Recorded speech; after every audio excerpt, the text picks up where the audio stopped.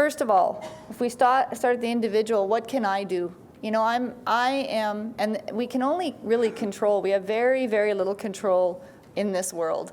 Mostly what I can control is my own behavior and what I do. And so we are responsible to clean our own space.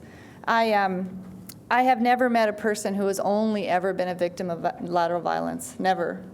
It is something that goes back and forth, and it's the back and forth nature of lateral violence that at one moment we're a perpetrator and at another moment we're a victim that keeps it going. It's really easy when we're talking about lateral violence to think about it as, oh, that's our clients, or that's the community, it's not me. It's easy to walk away from it when it's somebody else's drama. But when it's really difficult to deal with lateral violence is when we feel hurt, or we feel like our family has been hurt by lateral violence.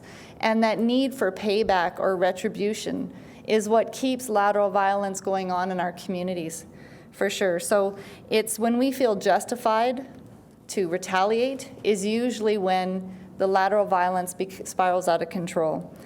So I think at this moment, what I usually talk about is that hurt people, and that's a common phrase, and that the people who are perpetrating lateral violence are doing so because it's a traumatic response. It comes from being hurt.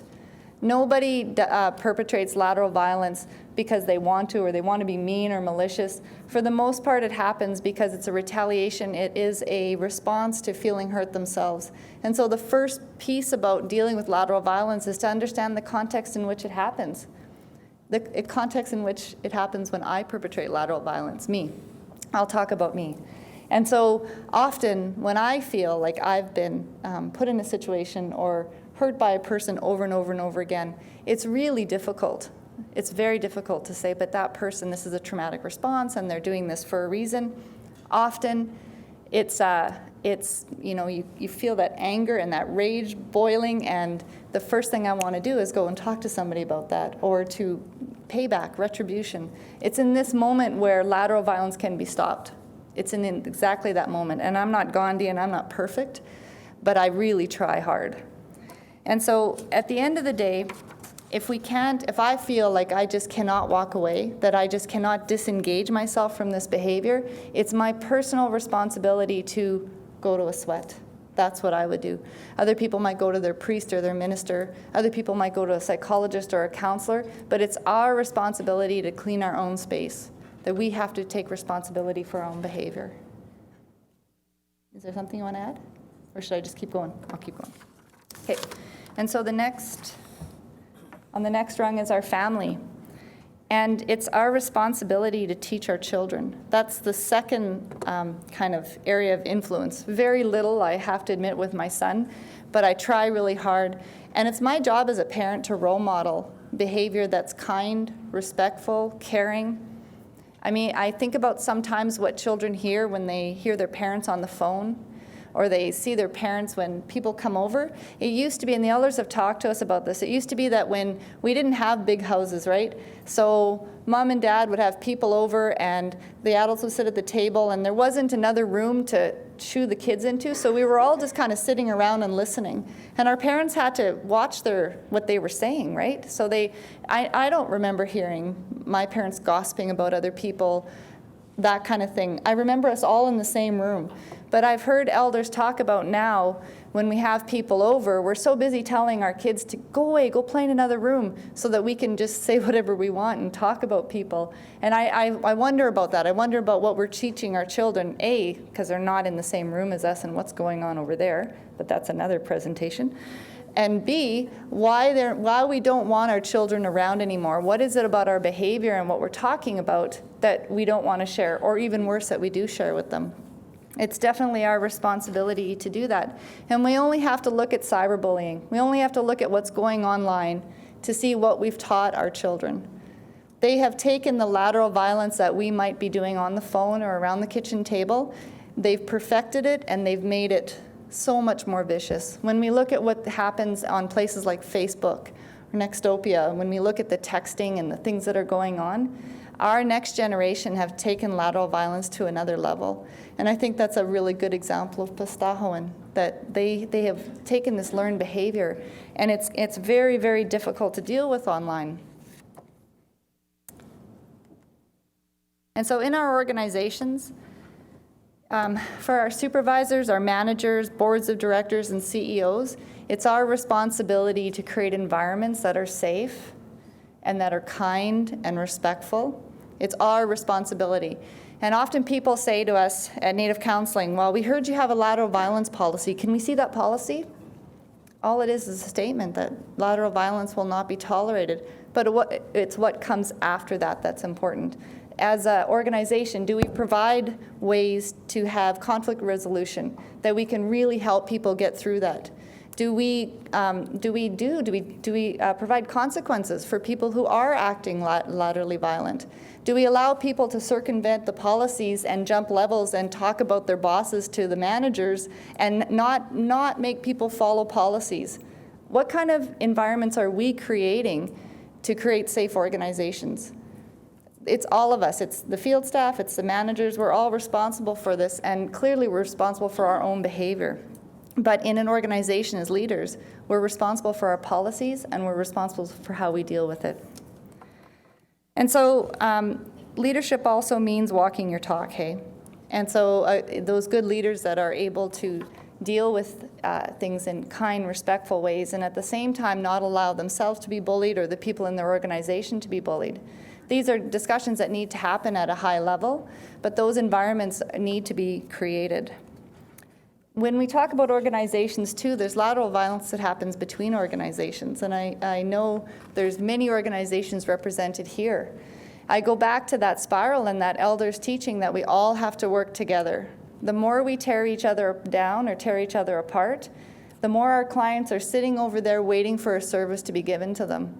How many of us have worked in organizations when we're so busy out back smoking and we're so busy behind closed doors talking about each other or other organizations, and our clients are in the reception area needing a service? But we have no energy for them because we're engaged in this sabotage and this negative behavior with each other and amongst our organizations. Clearly, lateral violence gets in the way of good service delivery. There's something? Yeah?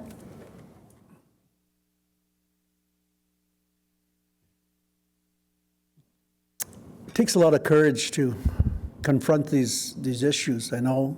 And in our communities, it's a constant challenge to try to find solutions. And one of the results of, once we realize what the problems are, one of the things that I found has really been beneficial for us to engage in and to go back to was our ceremonies. And it's the spiritual foundation of our ceremonies that allow us to cross the bridge over to other cultures and other beliefs and philosophies. And I really believe that's one way to address some of these issues. It's not about what I believe in as much as what you believe in as well. It's about our relationship as human beings, and based on that type of understanding, we're all committed to the same place. Where we end up, it's up to us individually to determine that, where we want to end up. So if I want to end up in a world where there's continual violence and, perpetrating of different types of things that, I'm trying to accommodate myself over a lifetime, then so be it. How many people are stepped on along the way is another thing. That relationship, whether it's negative or positive, is something that I think, if we realize what it really does to us, we take a second look. I just want to introduce my wife at this time because I want to talk a little bit about the solution, if I may. And we've been together for over 35 years. I feel safe to say that because often I'm reminded, no. Melanie, would you stand up, please? Melanie Drever Campio. And the reason I introduced her is because she has taught me a lot about what I'm talking about. And I honor her for that, and along with her late father, who left us not so long ago, and we're still in a grieving state, and this is still kind of raw for us to be engaged in some of his work. We looked at the video the other day and last couple weeks ago, and some tears came, and it was difficult because that what he taught us, and still it's a reminder of us, to me, every day about the things that he had brought to our lives. And so one of the things I wanted to share about when I first went to my Sundances years ago, when the community came together in that circle, there's tents everywhere, 300 tents and teepees, and the families come together to pray, feast, and to dance, to make their connection with Creator and with the Mother and our Mother Earth. And in the center pole is our grandfather, who is going to take our prayers for us to the heavens and so on. It was a beautiful, beautiful feeling for those 4 days of gathering under a spiritual ceremony. And it was there I realized that the whole essence of that ceremony was to create family, bring family together, and to bond the families, to create new relationships, to make sure that the elders are all looked after, the children are looked after. The children used to be sent into bed, or there was a time when they were asked to go inside the tent because there was a sacred part of that ceremony they could not participate just yet. Very strict rules and around that. It was highly structured, sophisticated ceremony. And in those teachings in that lodge, the principles from what I learned and gather is the way of life for us if we follow those laws and those teachings from that Sundance. If we apply that to our lives every day, we're going to find our solutions individually and collectively. That's my belief. And so all my life, I'm going to be promoting that idea of people to rediscover themselves through spirit. And in our way, we found the solution through our ceremonies, like the Sundance and the Sweat Lodge and other ways. And so I just wanted to illuminate that, because I think we need to talk about, more importantly, about those solutions and how we can work together. So, thank you. So I'll just wrap up. This is the model that Native Counseling Services of Alberta uses. It underlies all of our programs and the services that we offer. It came out of the PhD work that I did, and my PhD was looking at Native Counseling Services, so it kind of all just worked together. So for that spiral, to keep that spiral up and whole and healthy, the very first pole is about reclaiming our Wahkohtowin.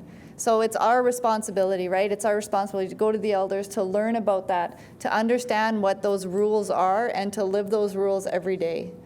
On this side, it's about reconciliation. We need to repair our relationships. And this is all the way from my relationship with myself and my Creator, my relationship with my family, my community, my co-workers, all the way to the relationship between Canadians and Aboriginal people, and moving together as becoming one nation. We're all a part of that enterprise. The reconciliation of relationships has to happen on all levels simultaneously, and we're all responsible.